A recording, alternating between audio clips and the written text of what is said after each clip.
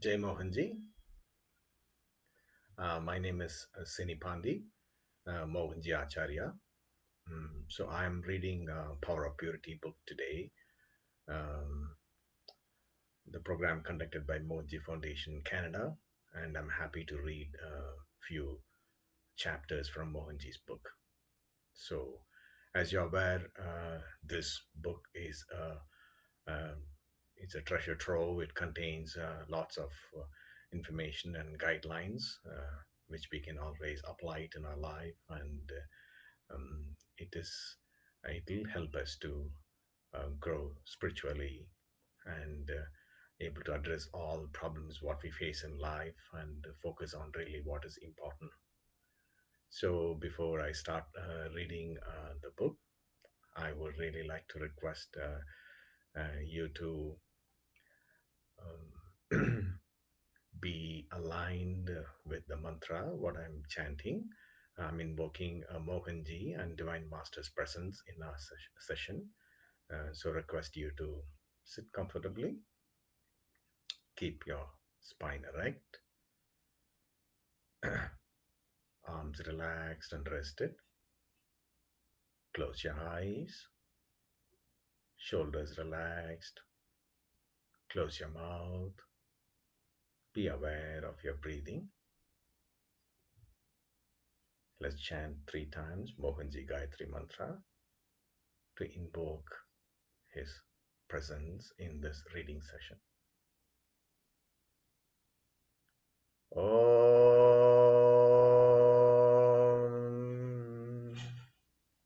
Parabrahmane Vidmahe Shiva Tattvaya Dhimahi Tanno Mohana Prachodayat.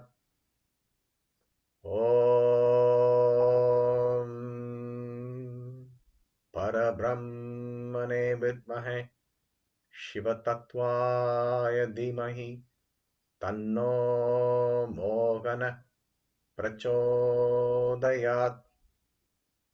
Om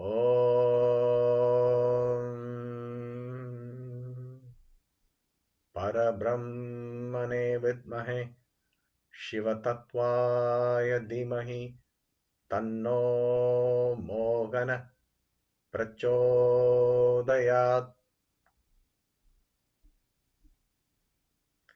Welcome again. So I'll be today is day 31. So I'll be continuing from where we left yesterday. So the topic today, the subsection today is prana and light. It's again in question and answer format. It's a very important topic. So I'll be reading the question and the answers given by Mohanji. The topic is prana and light. Question: I am interested in sun gazing and sun energy. Can we cross the barrier of dependency on food with sun energy? Kindly enlighten.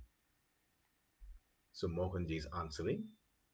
Sun is the key source of sustenance for all life on earth. Earth cannot exist without the sun. Sun exists in the Father, Parabrahma, and the Father is the source of all energies of the universe. It is possible to source energy from the sun and disentangles oneself from the need for gross food. Sun's energy is Father's energy. So essentially, you are using the Father's energy, and food is the gross form of the same energy. Food and our body are essentially gross. Both are made out of atoms. Microcosm is the same. Macrocosm, or the universal energy that runs everything, is the same too. Soul is the energy. Energy is present everywhere and in everything. If we can tune into the subtle and adapt our body to the subtle, we can process sun's rays and be self-sufficient. Human capacities are tremendous. If it's not done as per the guidance of a proper master, lack of food can cause hyperacidity and ulcer. I strongly recommend you're contacting a thorough and evolved practitioner of Sun Yoga and do not rely on books. So that ends the answer from Mohanji. So it's possible we can extract sun's energy and sustain with that, but we need proper guidance. So moving on to the next subsection, food and Shaktipat. This is again in question and answer. So the first question, which factors reduce the effect of Shaktipat and which food slows the spiritual process down? It's an important question. So Mohanji is answering, meat, fish, any animal products, alcohol, and food from under the water and under the ground will reduce the speed of elevation. Please do not be rigid. People cannot change overnight. Physical expression of love and compassion will definitely help another to expand further and further. Gratitude is essential for growth. Gratitude towards all beings on earth and beyond. So, this ends this subsection. So, in summary, I think we should be vegan. A vegan product always um, helps us to sustain our energy in the right way so we can be more sattvic. So, the next subsection is smoking masters. Again, it's in the question and answer format. I'll read the question. Some masters have been smokers, such as Shirdi Sai Baba. Some have used other intoxicants. Does it not misguide a disciple? Isn't it a wrong precedence? So Mohanji is answering. A master and disciple exist in distinctly different levels of evolution or awareness, or else they would not be master and disciple. The awareness level of a fifth standard teacher and the students sitting in a class should never be compared. If the student starts to imitate the teacher in all aspects, it will not work. If the student starts to imitate the teacher in all aspects, it will not work. I'm sorry, I repeated this one. Likewise, an enlightened master struggles to stay put in his body because of his expanded state. They may use intoxicants to bring back body awareness or dull their systems to interact with this world. If the unenlightened disciple does the same, he will only get deviated from his spiritual sadhana. He will not get enlightened. Hence, the disciple should follow the instructions of the master, which would be apt for him, and never imitate the master, who exists in an entirely different plane of evolution. This is beautiful. Someone said that a great master is dyeing his hair black. I asked him, so what? Does this affect his commitment to society? Is it affecting his thought process? Is it affecting his teachings? We should only take the good messages from the master. This is why the ancients say that we must never get too close to a master.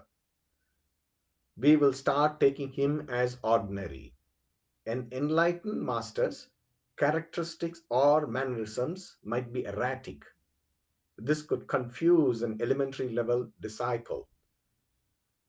Nisargadatta Maharaj used to smoke BDs.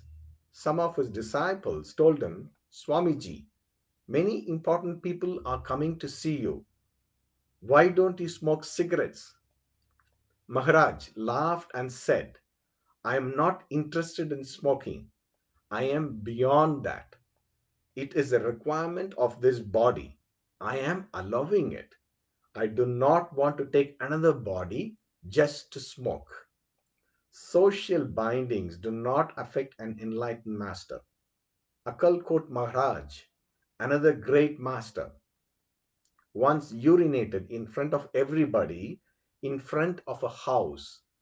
Society will call it madness. There is always a larger purpose for every action of a master. No thought, word, or action gets generated out of a master for nothing.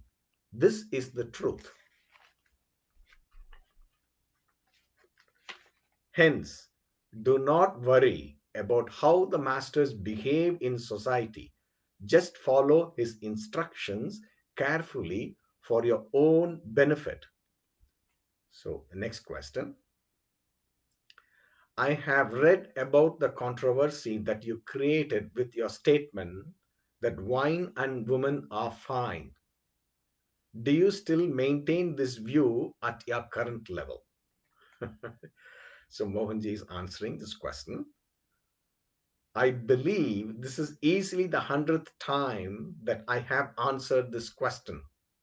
That statement was manipulated. For record's sake, let me make this very clear. The question that the journalist asked me was whether I approve of alcohol and prostitution. I had explained the karma related to those aspects which was not printed at all. Let's analyze. Chronology of action is thought, word, action. On these three levels, energy is released. We do not control our thoughts as we do not know what our next thought will be. There is a substratum from where thoughts arise. These are called vasanas. Vasanas are the basic inherent traits. If a person has no vasana for alcohol, he will not have an urge for it. Hence, neither thoughts nor action towards it. If the need for alcohol is part of his inherent prartha, he will have the vasana, which develops the thought, eventually words and further action too. Environment also will get automatically created. He will do everything possible to get it done. If alcohol is not available in one location, he will migrate to another location where it is available. A person brings forth the power, fuel, to complete his karmic journey along with this prartha. Thus, all prartha vasanas gets exhausted. One cannot suppress karma and proceed in life. It's like a metallic spring. The moment you release your hand, it will bounce back. If it remains suppressed for a lifetime, that soul will come back, taking another body for predominantly this purpose. This being the situation, can we control anything at all? Can any government control anything? If society needs to be clean, there should not be many frustrated people. Frustration happens because of karmic non fulfillment. This is why I said everything is fine. I cannot see any good or bad in anything. All are creations of the same supreme power. Good and bad are aspects of the same kind. In order to shed the lower, we have to get to the higher. When each thought, word, and action is done with perfect awareness, most of the negative traits of our existence will automatically get discarded as unwanted. This is the remedy. So I was neither recommending wine nor women. In the same context, someone asked Swami Sivananda whether his giving sannyasas to anyone who asked for it would diminish the value of sannyas at all. He replied jokingly, "Let them live with me here as sannyasis. They will be harmless here. Imagine what the state of a society would be if they were all in the society as an integral part of it. So that concludes this subsection. So we have to face our vasanas, our karmas, and grow beyond it by exhausting them or enhancing awareness and going beyond it. So Mohanji says it beautifully. I'm moving on to the next subsection. This is called as Dharma of Existence. So this is a summary of a satsang. So it's an essay format. I'm going to read them to you. Dharma of Existence. In a world where everyone talks and no one listens, I hate to add more sound. I always feel and am sure that I can do much more through my silence and beingness rather than through movement, external articulation, and doingness. People who can touch and feel silence deeply from deep within their heart can be elevated to the highest this way.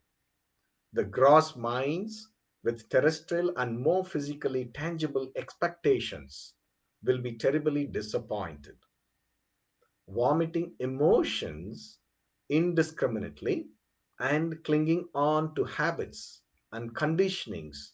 They expect us to do miracles and liberate them. Who will buy the intangible, even if it is real? We can wake up those who are sleeping. Can we wake up those who pretend to be asleep? People cannot stop accumulating garbage, yet they expect us to do the cleansing part. This is the way the world goes. Pretensions, gross pretensions, and unjustified expectations.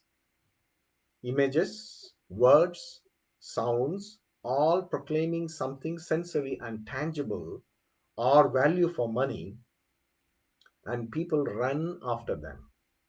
People sell people their intellect and emotions. They cheat and kill. What can silence and subtlety do in a world of gross sounds and human induced bitter agonies? When people refuse to give up, how can we give in? When people like to choose emotions rather than liberation, who visits our store? This being the truth, religiously, we open the shop every day, irrespective of whether anyone comes to buy or not. Some come out of curiosity and do not invest. They peep from outside and disappear. Some taste a little, never buy, and leave after some time. Some stay for some time and leave without even tasting. Very few make a purchase. Still, some do not use what they bought. Some abuse, some discard. Out of a million of such window shoppers, perhaps only one strikes the deal. If the shopkeeper lives with expectations, he will die a sad man. If he stays without expectations, he will not be affected. Anyway, that's not the story here. If you have the time, please read on. We have already spoken about the eternal Sanatananda's Dharma, or basic ground rules of existence. What follows are messages from the soul of a beloved Mother Earth. Let us spend a few minutes in introspection into our own conscience and see what we have done so far and what we can do to deliver a few more drops of fresh air into the parched lungs of the mother. The mother speaks. My beloved children, you have been busy, too busy to remember me. I know that. No complaints. I appreciate that you are busy. I see you emotional and always under tremendous stress. Your father, the eternal Almighty, never wanted you to burn out like this. Remember, he who is the creator and maintainer of the whole universe is not as busy as you are. Please think about it. Why have you brought all these burdens onto yourself? Why are you killing your own kind? Why are you so angry? Remember, my children, all I gave you is nourishment and love. Had you been connected with my spirit, you would have never become so helplessly stressed out. You still have time. Connect to my spirit, which is your spirit too, and see the same spirit in everything. They are all your brothers and sisters. My beautiful children, my whole body consists of rivers, oceans, mountains, and many expressions of life. There is a spirit in everything. Do not think that the tree outside your house is separate from you. The tree inhales what you exhale, and what the tree exhales is what you inhale. Can you see this subtle collaboration and deep love? You are inseparably connected with the trees, plants, flowers, and nature. You are existentially connected to all of them. Why do you isolate yourself from them? Why do you destroy trees? They are part of your own existence. What will you inhale if you break this eternal bond? What will your children inhale? You are breaking the cycle of existence, my beloved children. Please do not do that. My children, your life is full of glory. You look exactly like your father. He is brilliance. He is the Almighty. He is always truly majestic and never subject to any kind of weakness. You are the same. He created the whole universe based on Dharma, Dharma of existence. Just like the trees collaborate with you for providing fresh air and the lions help maintain the deer population, all beings contribute towards the smooth running of Dharma. Dharma should not be disrupted. It should flow eternally.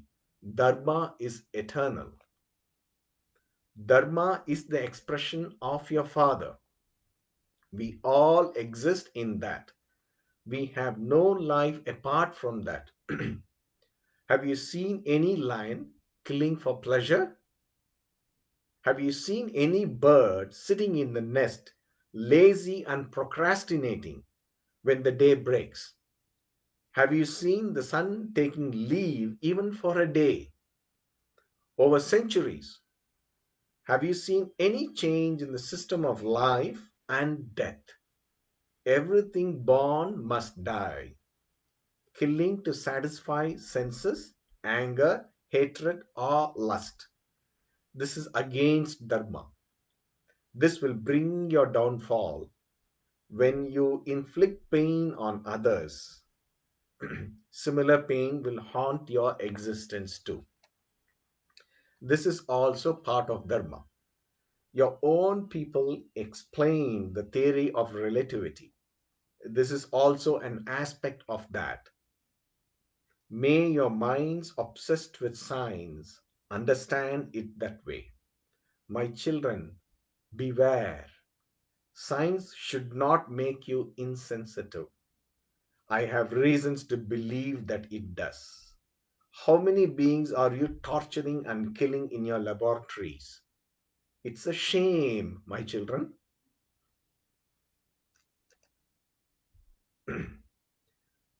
Torture and killing of any other being amounts to accumulation of agonizing karma. Karma is the chain that makes you take physical bodies again and again. This will make you suffer similar pains and agony. Your sufferings of this life have roots in similar acts by you on others in other lives. But if nature used to carry out its dharma, you will not suffer karma due to that. That means when you walk without your knowledge, if some ants die, it's part of their destiny and not your conscious doing. It will then be a different equation if you add guilt to your thoughtless action or unmindful action. Then you will suffer karmic undoing through suffering. If nature makes you an instrument, which it often does, you are only doing your dharma and never karma. So, do not worry about that. Karma is not punishment oriented, it is accountability oriented. You are accountable for all your deeds, including all thoughts, words, and actions. My beloveds, a major portion of your body contains water. Water is sacred. All elements are sacred because they have formed out of your Father, the Lord Almighty. Everything is made out of pure spirit. You need to connect to the spirit behind all materials. So, respect water, save water, preserve water, be sensitive towards water. You need good water to stay healthy. Your ancestors were able to drink water from any river and stay healthy. River water was so healthy at one time. Can you do the same? You have contaminated the rivers of the world. You can contaminate the oceans too. You will fall sick if you drink water from your neighboring river. My beloved children, your unconscious living has brought much harm onto yourselves. You are existentially connected to water and those rivers. You are deeply related. Why did you poison them? You are deeply related to the flowing rivers. Your life is also flowing. Time is flowing. Existence is flowing. Look at the river sand. Learn to flow without attachment unconditionally. Rivers have lots to teach you. The most important of all is its very nature of being unconditional, the very nature of your Father. My children, you are only visitors here. You will depart one day. You cannot own anything here. There is only one owner, the Lord Almighty. Everything belongs to Him. Everything is formed out of Him, and everything will dissolve back to Him. He could withdraw this whole drama anytime He feels like. By the way, why are you agitated? Why are you resisting everything? Since you do not know the whole story of any existence, let alone yours, why are you so determined to change things? What can you change when you do not know the reason of any event in your life? If you feel you're all powerful, tell me, can you change your heartbeat? Can you change your blood circulation? Or maybe reverse it for a change? Can you stop breathing? Can you stop eating, drinking water? What can you change? Only one thing, your inner world. You can choose to fill your inner world with goodness instead of venom. That will also make your outside world look more beautiful and positive. This is the least you can do for yourself. Understand that your Father gave you the power to understand your true nature and also to understand Him. No other being walking on my body has that capacity. Why are you then behaving like the lesser beings? You should be behaving like your father, the kindness incarnate. You should be expressing his nature, complete love and compassion without discrimination. He is wholesome. He is ever complete. You divided and made things look seemingly micro. He is absolute and infinite. You made yourself look, seem, and feel finite. Your father is always surprised at your choosing limitedness. He never interferes, you see. He leaves you to live your life. He has faith in you and believes that one day you will reassume your unlimitedness and come back to him. He is waiting.